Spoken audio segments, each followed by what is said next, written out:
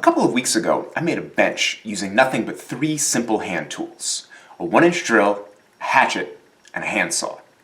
And the surprising thing was, even though I made it with basic tools and out of really junk wood, it came out really nice. It has this cool, rustic look, and my wife and daughter liked it so much, we just put it in the back hall, and now we use it to take our winter boots on and off.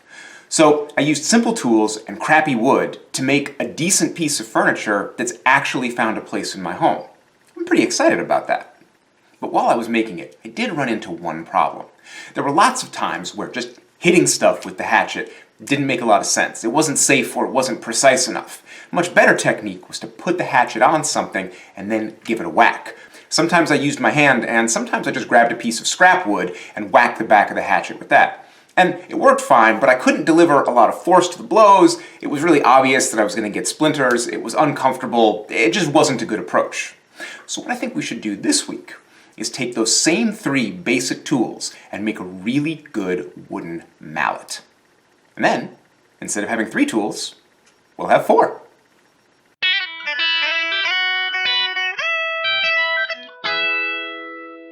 If we're going to keep going with this minimal, limited tool style of build, we're going to have to think a little bit more about wood and which woods we use. For instance, the last build was entirely in softwood, but we can't make a mallet out of softwood because it's, soft. So for this build, we're going to use hardwood, but it really matters which hardwood we use. So I can reach back into my wood pile here and pull out 2 really good species of wood. This is a piece of oak, and this is a piece of maple. And these are both excellent woods. But even though they're both really good woods, there's an important difference between them. Maple is what you call a diffuse porous wood.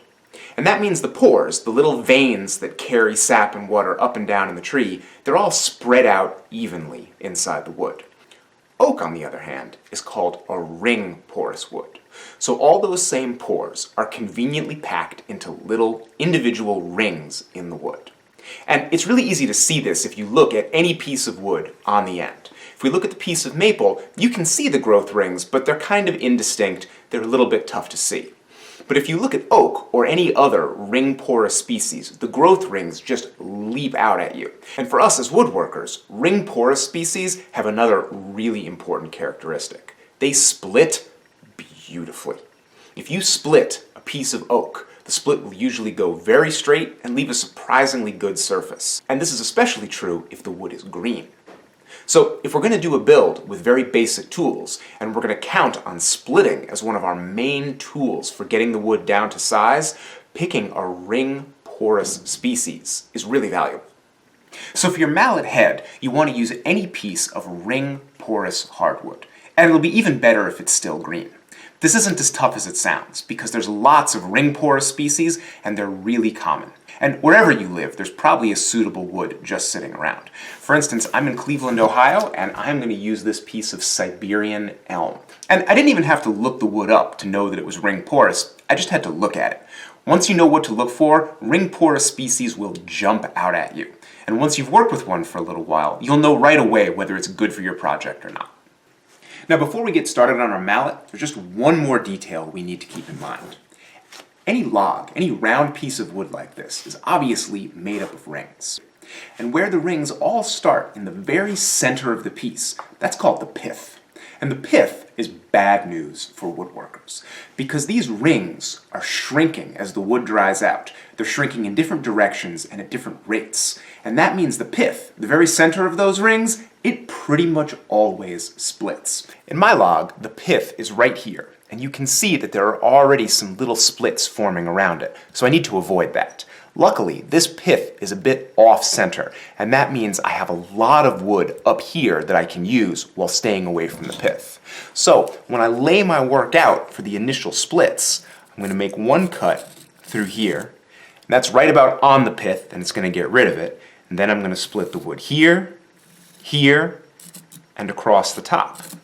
And that's going to give me a nice square or rectangular billet that I can shape the rest of my mallet from. Any log big enough to yield a good mallet is going to be difficult to split with a little hand hatchet. If you've got an axe or a splitting wedge and a sledgehammer, now would be a great time to use it. But I said I was going to do this with the original 3 tools, and so I stick it out. I pound the hatchet in a few times with a random scrap of wood, and then I pick it up and slam it down on the bench. It doesn't work out great, so I move to a block on the floor because that's just a lot more solid. And it takes a little bit of work, but eventually, by picking it up and slamming it down, hitting it with a piece of wood, trying a couple different things, I'm able to pop off that first piece of wood. And because this is a ring porous wood, like we talked about, I get a pretty clean, straight split with a relatively flat face. And the smell of the Siberian elm comes out, which I had forgotten is putrid. After that first piece is done, splitting off the sides is much easier. There's less waste in these cuts, and so they come off really quickly with just a couple blows from the hatchet. So after I've made my 3 initial splits, I've got a pretty nice rectangular chunk of wood here. It's nice and heavy and hard. I can tell that it's going to make a good mallet head. Now you can see, if you look at this side, this was the top end, I've got a nice rectangular shape here. But the other end looks a lot more lumpy and irregular. Even though this ring porous wood splits pretty straight, it's not perfect, and the cuts tend to wander outward as they go downward. And what I want to do is use some of those chopping and paring and trimming techniques from the last video to shape this block up into a really square and smooth piece. And I also want to eliminate any sharp edges or places where I might get a splinter. I also need to look at the angle of the faces of my mallet, and here's where I got kind of lucky. Here's a traditional joiner's mallet that I made with more tools a few years ago, and you can see that the faces have a little bit of an angle to them, and that's good. Also, if they're straight, that works perfectly fine too. The only thing you don't want is for them to be angled in the other direction. That's going to make the mallet really difficult to use. Luckily, at this stage, you can kind of turn things around sort of any way you want to get the faces oriented the way you want. If I just hold it like this, I've already got a pretty nice angle on both sides. It's not super precise, but it doesn't need to be. Now, the one thing I do want to correct is this side, where there's a lot of unevenness and kind of an interrupted chainsaw cut there. Now, in the last video, I took a little bit of criticism for using a bench vise, and I can't disagree with people. Having a good bench and a vise is kind of cheating when I promise to use a very small number of tools. But there's a really easy workaround for that if you don't have a vise. You can go to a place like Harbor Freight and buy a really inexpensive tie-down strap, like you'd use for strapping something to a trailer.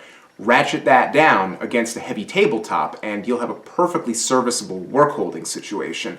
And then you can just take your saw and trim off any irregularities, or even if you have to cut off a whole face to get the angle that you want, you'll be able to do that too. So my mallet head is really getting there. The shape, the size, the angles, it's all about what I need. Now I've got a few things that I want to refine before I take it any further. These top corners right here are an acute angle, which means that they're kind of fragile. If I miss and hit up close to the edge like this, I'm going to split it back. So I'm going to take my hatchet and chamfer this stuff forward pretty significantly to make this more of a smooth curve and protect those fibers. I'm also going to want to chamfer all the way around the face. I'll use my sandpaper on a stick that I made in the last 3-tool video for that. And then I'm going to use some sandpaper in general just to smooth the whole thing out, take out some of the tool marks. Once all that's done and I'm pretty happy with the head, I'll flip it to the bottom, make a couple of crossed lines from corner to corner to find my center, and then drill a 1-inch hole with my bit brace. Now, I just made a whole video about the bit brace, so if you think this tool is old-fashioned or kind of quaint, check the video out. Maybe I'll change your mind and convince you that it's a really worthwhile woodworking tool. Once I've got the hole all set, I want to measure the depth, and then I'll be able to get to work on my handle. So I've got my mortise drilled out and I've marked the depth on this popsicle stick here. And I don't even need to know how deep it is in inches. It doesn't matter. I just need a reference point so that I can make the tenon for my handle a little bit shorter. I don't want it to bottom out inside that mortise, and you'll see why in just a minute. Next thing I have to do is figure out the handle. And I've got this nice piece of white oak right here. Now, I do a lot of woodwork, so I have scraps sitting around. You might not have scraps of a good hardwood like oak like this, but if you look around, you can probably find something. Especially old pieces of furniture, even broken furniture that people are throwing away, is often made out of good hardwood. So an old table leg might give you enough stock for several of these handles. Keep your eyes open. You'll find something pretty quickly. To make my tenon, I'm going to use the exact same technique I used in my limited tool bench video. I'm going to lay out my circle with just a common quarter because it's 1 inch across. I'm going to define my shoulders with a saw and then use that pop and pare technique to slowly work my way down to the tenon size that I want. I'll test it frequently, and unlike the last build, I can test it right in the mortise for my mallet head because this is hardwood, and it's not going to get stretched out too much by being used to check the fit. Once I've got a handled mortise that fits nice and tightly, I'll use my hatchet and my sandpaper to shape and cut the handle to size so that I've got all the parts ready and I can fit the whole thing up and glue it. Okay, it took a while to get the handle shaped the way I want it to, and it's not really pretty. It's sort of rough looking, but that doesn't matter. What matters is it actually feels really good in the hand. And what I did is I tapered it just slightly in both directions so that it's much skinnier at the bottom than it is at the top. That allows for a variety of grips depending on what you want to do. And I chamfered the corners a lot, so it's quite round in the hand. Even though it looks a little bit rough, it feels really good. And then the tenon on this fits nicely into the mortise here. Now the fit is a little bit loose, and that's on purpose because I want to use that looseness to actually get a super strong joint out of this. Because we're using these rough tools, ultra precise work is really difficult, but we can use some of the properties of the wood to help us out. So you might remember from the limited tool bench build that I used that wedged mortise and tenon joint. And that's a really old joint that people have been using to make vernacular furniture for a super long time. We're going to use it here too. Now, you might think I'm going to bore all the way through the head of this mallet, but that would be ridiculous, and the tenon I would have to cut would be gigantic. I'm going to stick with this tenon here, and it is shorter than the mortise I drilled into the head on purpose. What I'm going to do is split this and prepare a wedge just like I would have for the bench build, but I'm going to use the geometry of the head to make the whole thing fit together in kind of a clever way. I'm going to make the wedge longer than the tenon. I'm going to make it the same length as the depth of that mortise, so that when I hammer the mallet head on, the bottom of that mortise is going to hit the top of the wedge, drive it in to the slit that I've made, spread this out, and lock it in place really solidly. Also, this piece of wood is still somewhat green, while this piece of wood is bone dry, and that's on purpose too. As the whole thing dries, water is going to transfer from the hardwood head to the dry handle. That's going to make this tenon swell, and that's only going to increase the interlock. If I do this correctly, it should never come apart, like ever. And here's the final mallet. Now, this might not win any beauty contests because we made it with rough, simple tools, but it really works. It's heavy, solid, and extremely strong. Honestly, the thing's a joy to use. And this wedged internal joint right here is so strong and tight that I was able to use this immediately, way before the glue dried. I don't even think glue is necessary for this. I took the mallet right away, grabbed my hatchet, and busted up the remainder of my Siberian elm log. And this is some of the hardest wood we have around here, and the difference in having a nice big mallet like this was amazing.